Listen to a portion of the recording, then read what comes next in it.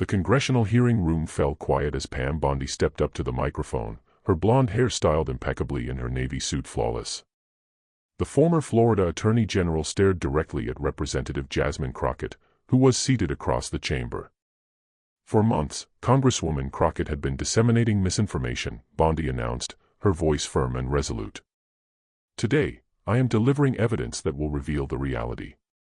C-SPAN cameras recorded Crockett's composed and steady demeanor, her red blazer standing out vividly against Bondi's traditional blue. For a short instant, a hint of surprise crossed Crockett's face when Bondi lifted a folder marked confidential. What Congresswoman Crockett has kept hidden from the American people will shock you, Bondi went on, her tone building in strength.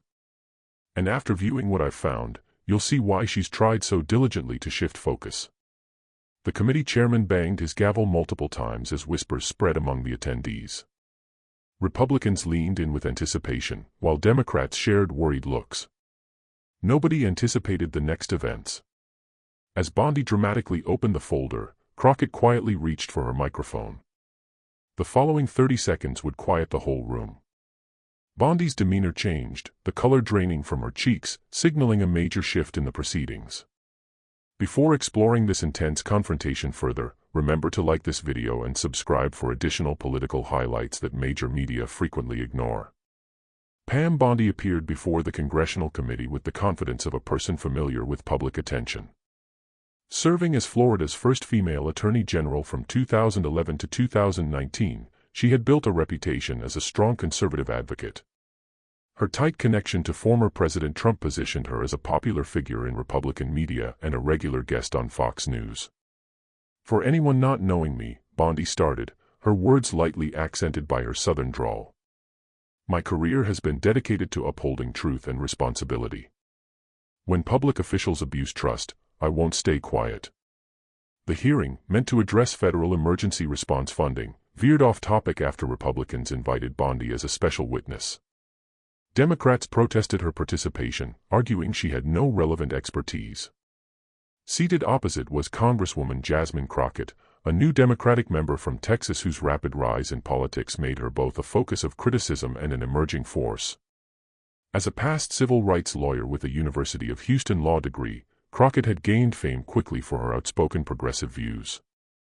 Crockett looked collected, sometimes taking notes, her face hard to read, while Bondi continued her statements. This goes beyond policy differences, Bondi said decisively.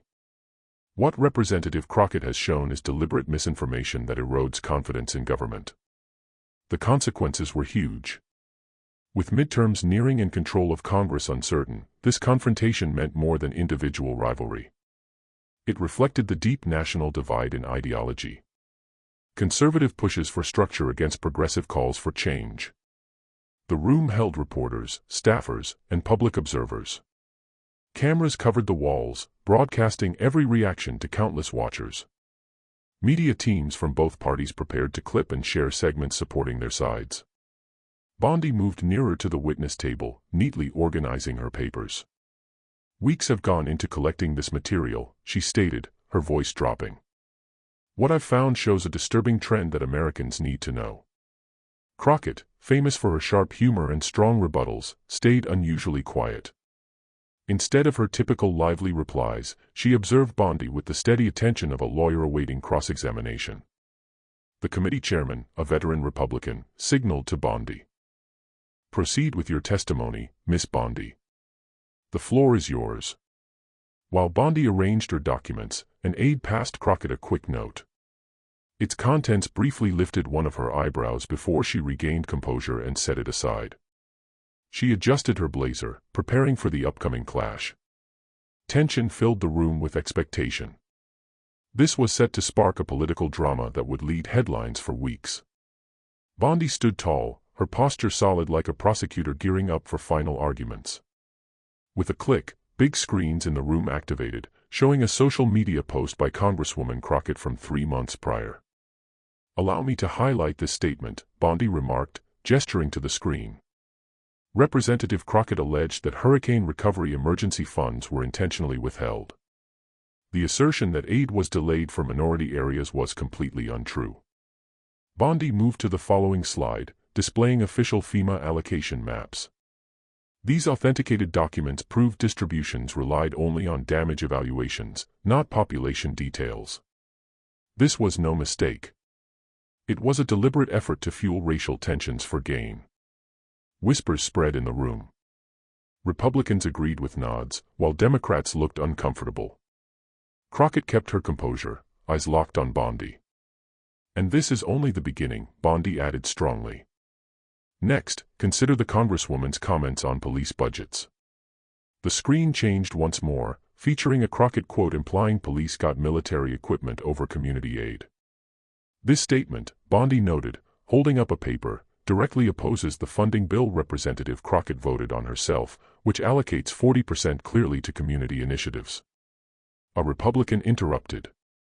"So she's claiming one thing locally and acting differently in D.C. Precisely," Bondi answered, clearly pleased. "It's an ongoing habit of distortion." The chairman gavelled as Democrats protested the comment. "The witness may proceed uninterrupted," he directed, his voice revealing favoritism. Crockett at last requested to reply following Bondi's presentation. "Your opportunity will come, Representative," the chairman said sharply. As pressure mounted, a Democratic member objected procedurally. "Mr. Chairman, this testimony has no connection to the discussed emergency response funding. Ms. Bondi lacks expertise here." The chairman overruled it. "The committee retains discretion to address related matters." The back and forth only increased strain as Bondi continued, now showing apparent internal emails. "These messages," she proclaimed, "demonstrate Representative Crockett knew the actual funding facts prior to her claims. She knew the facts yet opted to deceive anyway." Shocked reactions echoed in the room. If verified, this proof could bring major political and moral fallout.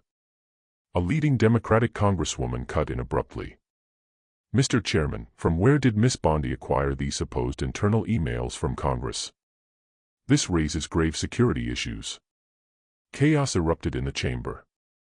Journalists typed furiously, Republicans consulted, Democrats huddled urgently.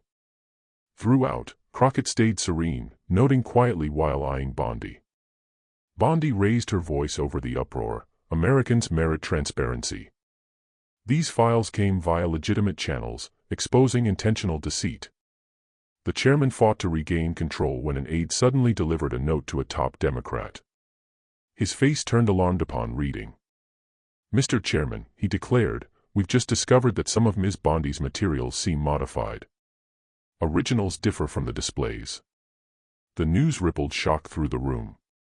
Republicans yelled protests, Democrats called for a pause to check. The chairman, clearly rattled, announced a 15-minute recess.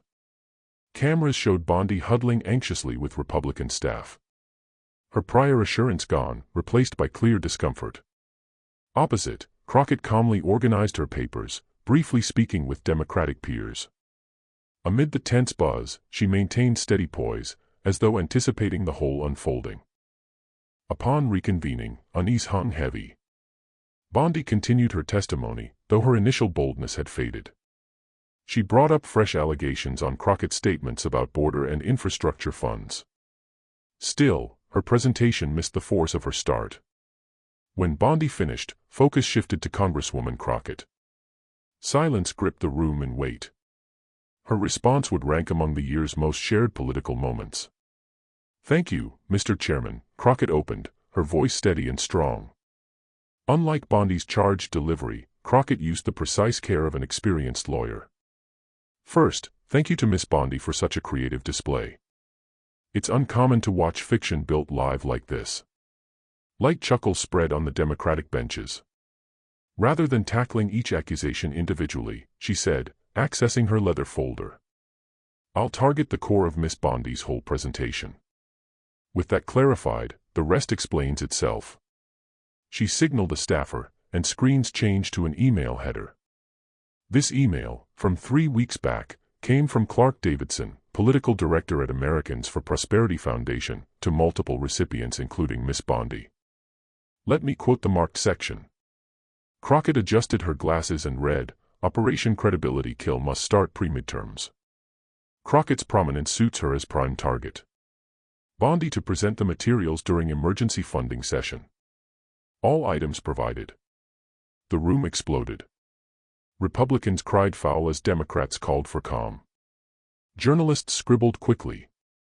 After quiet returned, Crockett resumed with composed command. Mr. Chairman, I hold the complete authenticated email thread, verified by cybersecurity specialists. It shows how Ms. Bondi's presented evidence was manufactured. Every file was changed from originals. She switched slides to side-by-side originals versus Bondi's versions, changes marked red. For instance, Crockett noted, this FEMA map altered its key to hide the severity factor, suggesting aid went by area ignoring actual need. Bondi's cheeks paled as she murmured to Republican aides nearby. Crockett continued. Those internal emails Miss Bondi mentioned, alleging my knowledge of allocations, were partially quoted. Here's the full exchange where I sought more info due to incomplete initial reports. Point by point, Crockett methodically unraveled Bondi's charges. Her precise, legal style ensured each proof hit effectively. Yet most alarming, Crockett added, tone showing controlled outrage. Is this? Screens now showed call logs and schedules. These indicate Miss Bondi conferred with oil executives shortly before this session. Executives from firms benefiting if green energy parts of the emergency bill fail. The room gasped collectively. The topic moved from party argument to possible misconduct. Mr. Chairman, Crockett addressed him straight. I request this committee send the issue to House Ethics for review of Miss Bondi's statements and potential breaches of truthful testimony rules. The chairman, unsettled, aimed for calm. The committee will consider your motion, he replied. But Crockett pressed further.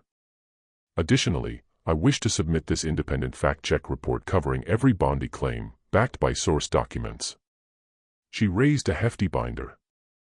I readied this not from foresight, but after alerts weeks prior of this planned attack, deciding to permit it while gathering counter-evidence. To gauge its extent. Crockett faced Bondi directly. Now we know. Silence blanketed the room. An assault on Crockett had become a threat to Bondi's reputation. A respected senior Republican broke the hush, speaking to the chairman. Mr. Chairman, I suggest striking Miss Bondi's testimony pending review of these grave allegations. The cross-party remark highlighted the seriousness. Bondi spoke at last, voice unsteady. These charges are untrue. That email's fake. Crockett offered a measured, calm smile. Metadata and verification are in my filing. Ms. Bondi, my proof, unlike yours, passes forensic checks. Addressing the committee again, she closed strongly, this transcends my defense. It's safeguarding these processes' honesty and public faith. When committees turn into arenas for disinformation via orchestrated assaults on fabricated proof, it undermines our lawmaking base. Her tone strengthened, more determined. The bill here aims to provide critical aid to disaster-hit areas. Areas where kids lack schools still. Families stay sheltered, businesses fight to restart. But we've been diverted by theatrics instead of these pressing issues. As Crockett wrapped up, the room's mood transformed completely. A defense evolved into a strong reversal, shaking Bondi and supporters visibly. The chairman, noting the shift, quickly recessed. Leaving members, cameras showed stark differences. Bondi rushed her papers, expression shocked, as Crockett remained composed, receiving praise from peers across parties. In mere 15 minutes, Jasmine Crockett not just protected herself but flipped the story, winning unexpectedly from a failed political trap. Soon after the hearing's intense end, Crockett's takedown and Bondi's failure trended nationwide. Videos of Crockett's poised, systematic breakdown of Bondi's claims went viral on social platforms. Networks hurried analysts to dissect the events. Headlines captured it, Crockett uncovers planned smear. Bondi risks ethics review post-botched assault. Outside the room, journalists swarmed Crockett walking calmly down Capitol halls. Congresswoman, did you expect this? One called. Crockett stopped, fixed her blazer, answered, weeks ago we heard of efforts to undermine several Democrats ahead of midterms. Rather than respond right away, we let it advance while building evidence. Today validated our suspicions. Another asked, ethics complaint against Miss Bondi. Crockett said firmly, "This isn't vengeance. It's upholding congressional integrity. Committees will review proof and act. My focus stays on disaster aid for those waiting too long." Pam Bondi, meanwhile, was missing. Sources said she left Capitol via side exit, dodging press. Her planned TV spot cancelled suddenly. By night, politics had changed sharply. 3 quick results emerged. First, the stalled emergency bill gained traction. Some prior opposing Republicans now backed it, distancing from the flawed session. "We need to aid victims," a top Republican who opposed it before stated. Distractions delayed assistance excessively. Second, attention shifted to links between external groups and testimony. Crockett's emails suggested broader targeting of Democrats, sparking media probes into PACs, lobbyists, partisan outlets. "This questions real influencers on Capitol Hill," a seasoned reporter noted. External manipulation of facts threatens lawmaking autonomy. Third, most significantly, Jasmine Crockett's profile soared nationally. The freshman, known for fiery talks, now earned praise as a promising Democratic star. Today showed political error countered by legal accuracy, a past White House aide commented. Crockett reframed debate, policy-focused. Rare talent now. As evening fell on D.C., effects lingered. Conservative media worked damage control. Some doubted Crockett's proof, others separated from Bondi. "Verify before concluding," one said. Another conceded, "If email's genuine, major trust violation." Progressive sources lauded Crockett's effort, masterclass in countering lies. "Democrats need this approach," a top liberal host said. "Prepare fully. Allow overreach, hit with solid facts." Next day, coverage expanded beyond D.C. Networks replayed the moment nationwide, many meeting Crockett anew. "Never seen its equal," a morning anchor admitted. Hearings often empty, but Crockett arrived prepared, delivered like veteran lawyer. Probes soon eyed smear participants. Finance trails showed energy firm donations to linked groups, raising corporate sway worries. "Trace the funds," a ethics expert pushed. Orchestrated plans like this usually tie to money. 3 days later, House Ethics launched official inquiry into testimony and documents. Bipartisan leaders stated rarely, "Americans deserve trust in Congress." These allegations demand full review, party aside. For Bondi, impacts hit fast. Media bookings dropped as credibility questioned. Republican planners distanced, cautious of misinformation ties. Week on, Bondi released statement, "I shared what I thought accurate." Unaware of alterations, cooperating with probes. Identify any responsible for errors. Yet it raised more issues. If not Bondi, who altered? Who designed Operation Credibility Kill? How many planned? Crockett, meanwhile, leveraged rising platform to redirect to emergency bill. In widely watched interview, she turned confrontation queries to bill's need.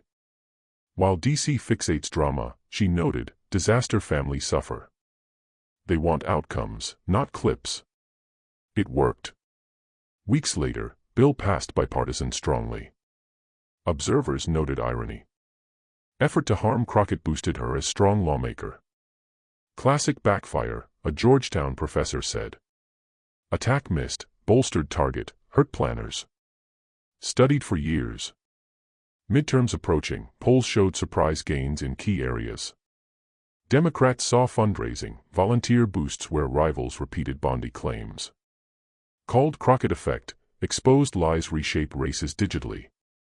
6 months on, big paper probe uncovered Operation Credibility Kill full scope. Targeted dozen Democrats similarly. Only Crockett's executed, failure ended plan. Analyst remarked, Crockett protected peers by revealing, stopping it. Year later, filings showed Crockett re-election funds tripled first run, thanks national hearing fame. Bid to ruin credibility made her solid, enduring figure. Veteran Hill journalist said, politics warns, strike king, don't miss. Bondi allies learned harshly. Targeted Jasmine Crockett, failed utterly. For this saga's followers, lesson clear. Disinformation era, truth prevails, especially from prepared fighters. Like this video, subscribe for keen political views, updates mainstream skips. Hit bell too. Keep updated on this landmark tale's developments.